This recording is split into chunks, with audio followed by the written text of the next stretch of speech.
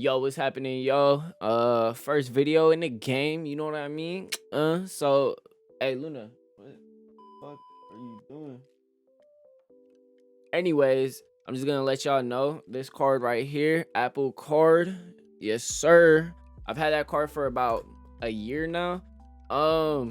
It was my second card, I believe. Was that my second card? No, that was my third card. So sorry. Anyways, I've had that card for about a year now. And honestly, I really do rock with that card. It's one of my go-to cards. For the most part. Listen, according to Goldman Sachs, you do need about only a 600 credit score supposedly. Although if you guys are at like a 610, 630, I wouldn't even bother applying for this card. You may be accepted, you may not. What you doing? Having her butt all up in the camera like that. Oh, I put one out and then the other one comes in. Where was I? So, and he gone.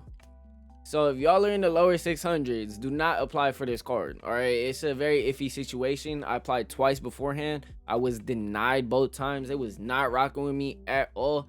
I kept doing that path to Apple card thing, you know what I mean? Well, I kept seeing it at least. Every time I would apply, I just kept constantly applying. Every time my credit score would go up a little bit until finally, I think I was about like a 680 credit score at the time. And I was approved. I was approved originally for a 1,500 credit limit, which is nice. Although it has been raised since then. Now I'm sitting at about a 730 credit score, 20 years old. Yes, sir. Anyways, people always ask me, do you need an iPhone to get the Apple card? The answer is no, you don't.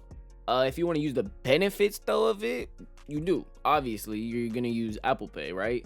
I'm not too sure if you can use Google Pay and connect this with Google Pay. I assume you could. Why not? I was gonna say, I don't know how you would get your credit card number without Apple Wallet, but you can go onto the website and get it from there. That's basically how you would apply as well. So you would just have to go to like Apple credit card and then just click that and go on and click like apply now or sign up or things like that, and then you just go ahead and input your information and you should see if you're approved or not. The benefits with this card is you can actually see if you're approved or not without getting a hard pull. So quick thing, before y'all do go ahead and apply for this Apple card, there's one thing I want to let you guys know, because a lot of people, when they do apply for this card, they see that you can go ahead and you can finance with this card. That's not something I would recommend to anybody, just because the way the financing actually does work is honestly, it's a scam. I'm not gonna lie. Like, you basically are purchasing something on the credit balance. They are only gonna show a fraction of how much that purchase was.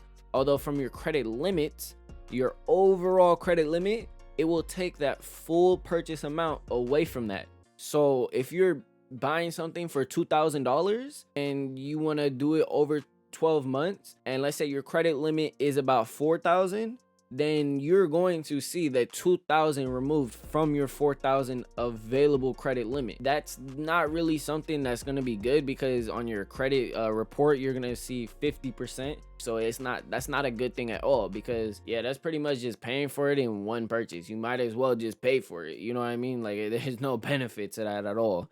I do want to say the Apple card as a whole is a really good card, especially as like one of the beginner cards. Not your very first card, but maybe like your second, possibly your third. After that, I would go with Chase.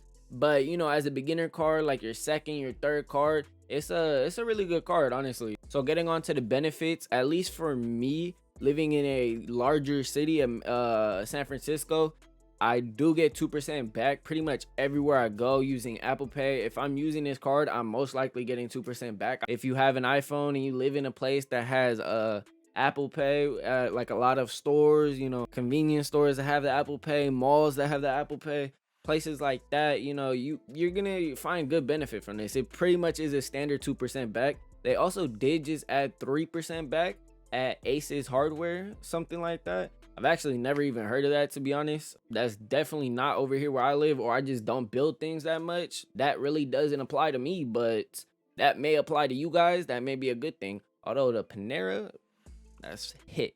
3%, that's a hit. So I'm gonna let y'all know right here. I'm not gonna make this video too long, but if you are a college student, if you are someone rebuilding your credits, if you are somebody who is coming up with this shit on a dime, if you are somebody that just heavily rocks with Apple like all the time, like you have to have, you know, the iPhone, the MacBook, then I would definitely go with this card, especially as a beginner card.